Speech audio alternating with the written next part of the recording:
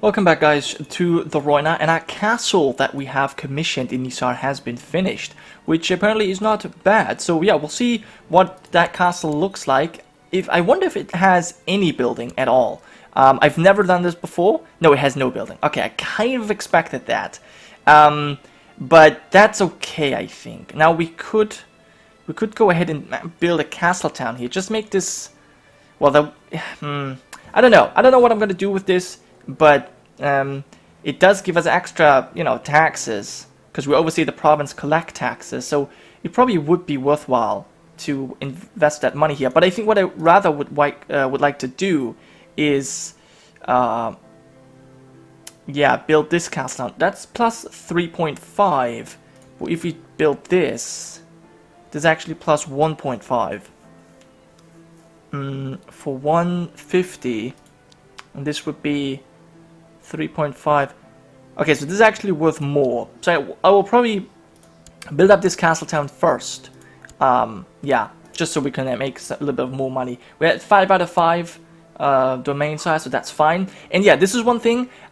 All the people I couldn't really ransom before, they now have, well, other members of the family, like Gironca, for example. He has tons of money himself, and he keeps asking to ransom some of the other members of his family. In fact, they're all inbred, which is kind of funny. But they offer way more gold than you would otherwise get. So I was selling a lot of them for 10, but now we actually get 75. So that's really good. I think we have 3 more people in here. Now I'm assuming that we can't get Coheris or Sienna, but Mataris will probably also get 75 gold for him. Also, we have a son, which is great because, well, that's also our ambition, so we get extra prestige. I will call him Garen, yes, because we haven't had a Garen in a while, so might as well. He's not strong, but I think that's still okay. So there goes our ambition, and I would like you to have the struggle focus, just because it's the most reliable. We'll also have betrothed our sister, who's this elusive shadow and otherwise very great character, to the strong guy, because I don't know, it just felt right. So he should arrive at our court, yes, and that means I cannot force him to train because we have the same fighting skills, and he's slothful anyway, so yeah, that's fine. We need a new ambition. I don't have a daughter yet. Adopting a lifestyle. I'll probably want to have a daughter. We are chaste, but I still think we want to have a daughter. It kind of makes sense, because our first daughter died. So, maybe we want to have another one. That kind of makes sense. Alright, other than that, our succession is still strange, but we'll be able to figure this out. Is that my sister? Yeah, my sister has gained 2 stewardship and patient. I also married off my cousin to a sphinx. They were offering several matches, and a lot of them were quite terrible. I'm sorry to say this, but a lot of them were quite terrible. But one of them was actually not that bad, so I agreed. Alright, and our captain of the household guard wants his favor. We will arrange that, sure. That's fine. And now I wonder, who have you given coin to? Why have you given it away? I don't really quite understand why you gave that away. But oh well. I'm never gonna get that. But at least you're the heir to it, so I hope that you will be able to hold on to it. But yeah, apparently the Night's Watch is being attacked. So let's have a quick look at this. Lord Commander Williman Sherwell is protecting against the king beyond the wall, who has been looted. He has no men. 5,000? You have way more men. No, we will not join you. I'm sure you can handle this yourself. In fact, I believe people joined you. No, you're actually alone, but still, you've got 8,000 men against 5,000. You should be able to win this. So, I'm not too concerned about that. Okay, it's only 10 gold, but we'll still accept that offer. I just want to get these kids out of my dungeon. And, okay, at least Daziel has inherited coin back. Please just keep it now. No, he's giving it away. Why is he giving it away? And who's he giving it to? Alright, he's giving it to a Greenblood. A Greenblood who already has... Are you his friend? Huh, that's interesting. he has Coin and Satholik and the Principality of the Forest of Kohor.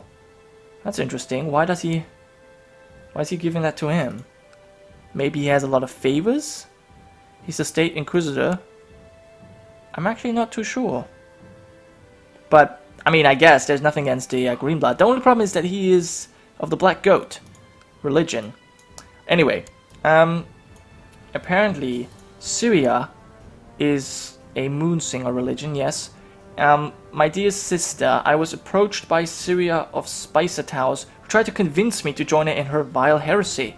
I hope you can convince her to see her sense. I think we'll of course engage her in a theological debate because we have such a high learning skill. Yeah, and that should probably convert her back as well, if I'm not mistaken. And she is Rhoynar. Very nice. Excellent indeed. I love it. Alright, cool. So, we'll save her a little bit more money so that I can finally build this last castle town. Oh my god, that would be so good. And then I'll probably just... I'll build up the Stewart's Barracks, because that's extra 20% garrison. Our garrison is going to be so huge, it's ridiculous. It's going to be like 20,000 men, just the garrison. So yeah, I like that. And we can then upgrade the rest, and then we'll just slowly build the rest of these buildings. Now, I also do want to go ahead and colonize these provinces. It's just not really a super high priority right now. But yeah, I probably should be doing that soon. Now, especially now that this has been taken over by the Lord of Kohor, we're kind of protected because no one's gonna directly go to this province to sack it, right? There's some other provinces that they might want to sack first, so I think that's a good idea. And you will actually, you know what? She can repay me later. Huh? Look at that. Gain a favor with her. No, we'll let her. No, we'll let her rot. We'll let her rot. I think that's fine. And Koharis doesn't have any freaking money. Oh well, fine. We'll just keep her imprisoned. Because we're 500 gold, we're making a lot of money. There's not really much we can do at the moment. We can't really go to war with anyone. Because we need... Yeah, we need them to break the treaty. Otherwise, we can't really do anything. So I guess what I will be doing is go off camera. And actually, one more thing I would like to check out. If we can perhaps go against the Dothraki. We could emancipate the Dothraki. See, now I wonder what that would do. Because the Dothraki form and reform. Quite honestly, I don't really feel like going against that. Because the Dothraki are very powerful troops. They have very powerful troops. And I'd rather not go against them. So I think, nope, we'll just stay at peace. And we'll make money. We'll build up our cities. And I think, yeah, I think that's the way we're going to do things. And once we can go ahead and declare war on another of these realms, liberate them, hopefully, then I will come right back. So thank you guys so much for watching. I'll see you in a second. Welcome to the year 323 as Grand Princess Bayandra, the Just of the Rhoynar people. Unfortunately, this is where our story will end. I just crashed 4 times. The first time, 4 months into the game. The second time, 11 months into the game. And then I crashed 2 more times when I tried to start from the January 1st autosave of next year. So there definitely is something wrong with this save. I don't know what it is, because the only thing I did was actually switch between versions. For my Assassin series, I'm obviously using the newest Monks and Mystic patch, and I'm still using the old version for this save. But I have switched between versions several times now, and there never seemed to be an issue. So I'm not really sure what the problem is, but something is odd. I think it has something to do with the marshes that you can see right here. This guy right here, he was the elected Lord of Bravos, and yeah, he then, I don't know, destroyed the titles, which is weird, and he now holds every single, he holds every single holding, yeah, and that's strange. So I'm not really sure what's going on. Now, I must say that it actually fixes itself, because as I said, I went forward 11 months at least. And eventually this guy gives out titles, he creates a duchy, and then he even creates the Kingdom of Pentos. He doesn't create Bravos, but he does create Pentos, and Pentos basically encompasses these two realms, and it also has the slavery abolished. So yeah, that is that. But I assume that it has something to do with this. The save must somehow be corrupted, and this is the result. And so yeah, that I don't really know how I can fix that.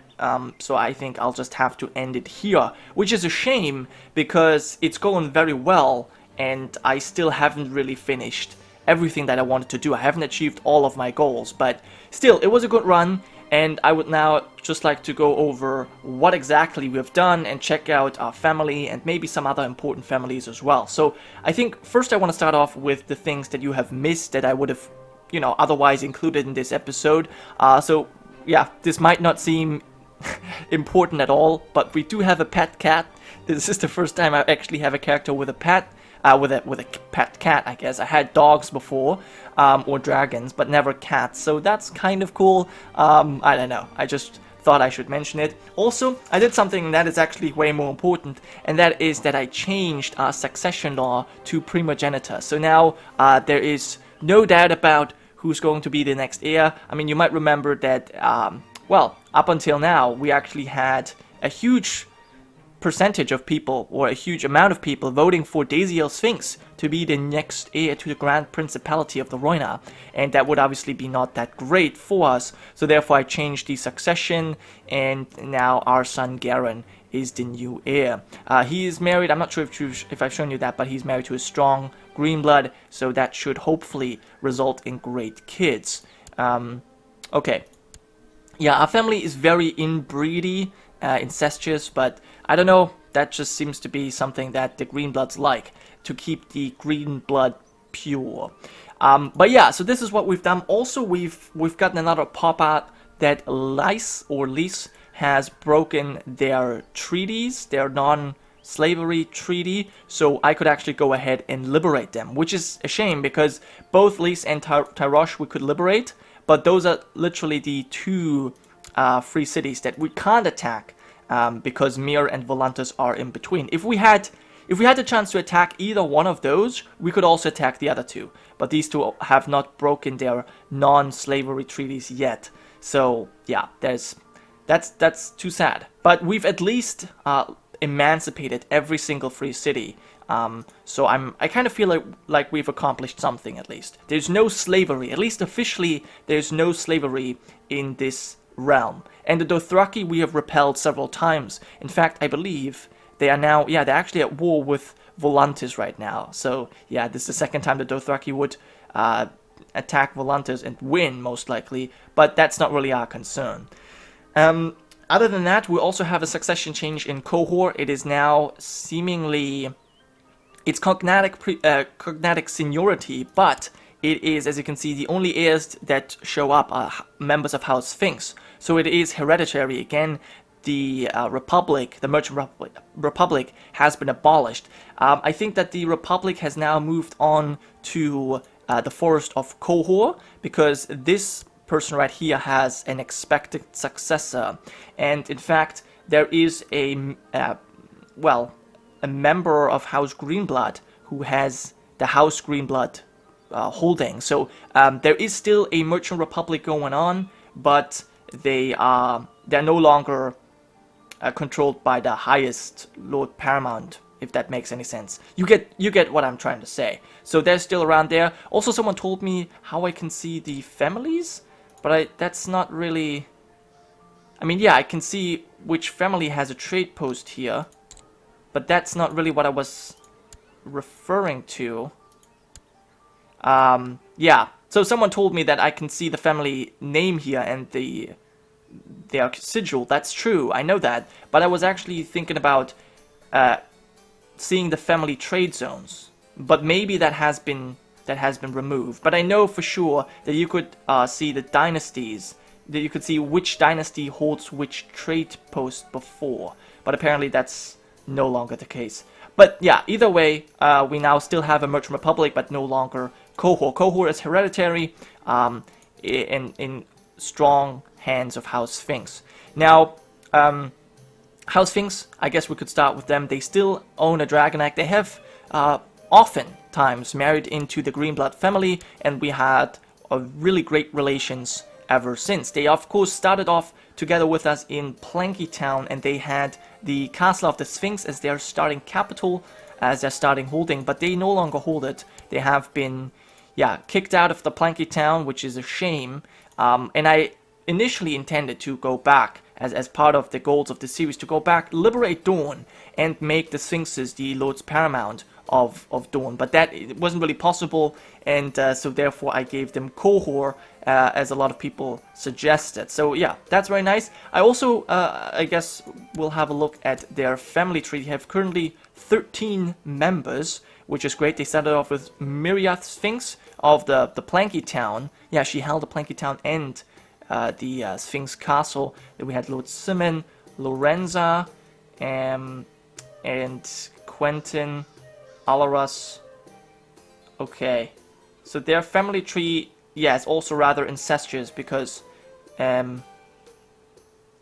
yeah, we have these two guys popping up several times, Lewin and Salazar.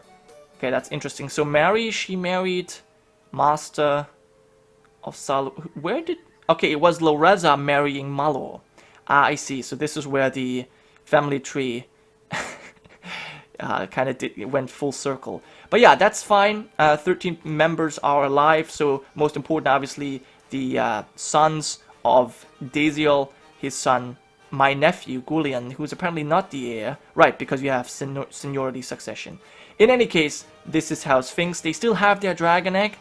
Very prestigious, of course, and they actually make some really nice money now as the Lords of Cohor. So that's good for them. Now, I initially intended to give Cohor to a different family, a other custom family that actually joined us a little bit later, and for that we actually have to go back a little bit in our own family tree. In fact, let me do it like this. The Greenblood family tree. Now we had... Who was it? Was it Moron? Who was... Maybe it was Garen. I'm not entirely sure, but... Yeah, I think it was him. I think it was the first Garen that we had. Oh, Garen II of Nisar. Now, he was married? I think he may have been married to... No. Yeah, right. Mistress Darky of Croyane. There we are. So, she had a lot of kids. She was of House Deschar, and she was actually the last one of her line to live, first of all, and secondly, the only one who actually had kids. But because she was married, or she was at least in love with our Greenblood person, she, well, she only gave birth to Greenbloods and not to Deschar. So this is where the line of House Deschar ended, and I initially intended to give this Dothraki family control over Cohor, because it's kind of ironic. The Dothraki, you know, obviously had their very famous defeat at Cohor against the Unsullied, so I think that would have been kind of cool to give them Cohor, but they died out before, and yeah, there we are. We had Stratos who helped us. Actually, it was this Stratos who helped us a lot in conquering our first couple provinces in the Rhoynar lands, and then his son Stratos also did a good job. Both of them died relatively quickly, and then we had Darky that, well, her blood is still in us today, which I think is kind of cool. And then the last house that also hasn't really risen to prominence, or at least not to too much prominence just yet, is House Ravenshield, the Volantine R'hllor worshippers who have still been very faithful, well, servants of House Greenblood. Now, they have at one point actually been part of this whole Merchant Republic, but once that got destroyed or whatever, they just retained the Castle of the City Guard. I think this is the only title they have right now, and the reason is that I initially intended to give them Volantis, because they are obviously Volantine. It would only make sense, and their starting character, if I can still check that out, it was Doran Ravenshield. I think he actually gained a claim of the... he had a claim on the province of... yeah, Castle of Izulepsia. There we are. Because he was a bastard of House Votar. And so yeah, I felt like this would have been a cool thing to give them Volantis, but we never got to that. We only got to abolish the slavery here and nothing else. So yeah, that's too bad. But I think at this point I just want to say a big thanks to these guys who support me on Patreon, because this is obviously why I've given them a custom house here. So thank you so much for your support. I would have wished to give your houses a bit more glory, but it wasn't possible. Anyway, I think lastly we should just have a look at our own house. We did a pretty good job of you know, conquering stuff. I mean, we started off as a meager lord of Planky Town, and we've managed to, well, rise to the rank of an empress, a grand princess of the Rhoynar. I think that's pretty amazing. And we obviously, well, we didn't actually, well, restore all of the Rhoynish cities. Arnoy as well as Arcelrus are still ruins. And I was thinking about actually using our money here to start colonizing again, but it's just that it takes so long, and it's such a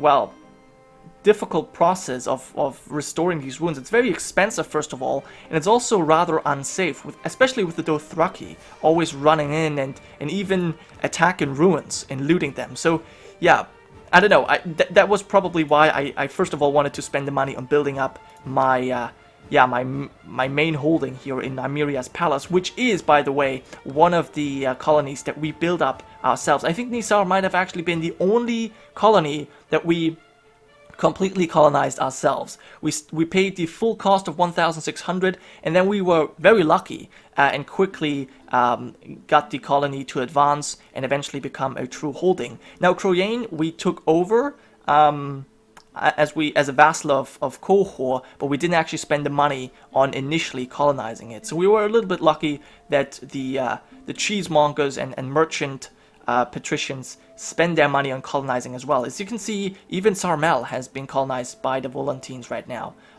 So yeah, that's nice. I would have loved to take over some more provinces, but we did a good job. We at least have the sort of the heartlands of the Rhoynar converted to our culture and religion. So I think that's great.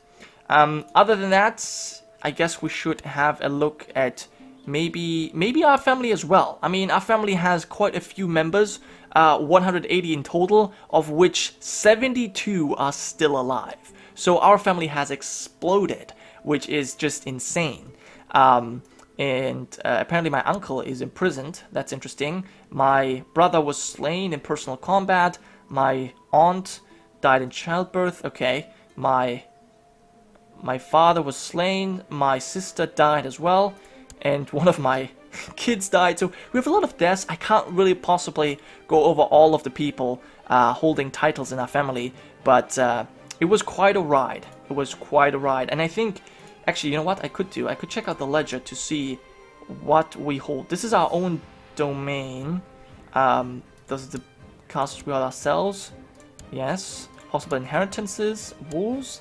Independent states. Your court. My direct vassals. My dynasty. Right. Let's check out the size. So we have a Lady of Coin. Princess Moore the Hunter. What does she rule over? She rules over the Rhoynar. What? Hold on. What does she rule over? Darkbridge. Oh, and Darkwater. Yeah, okay. Interesting. I don't know why it said the Rhoynar at some point, but yeah, she does rule over here. That does make sense. Then we've got a lot of landholders, in fact. Wow.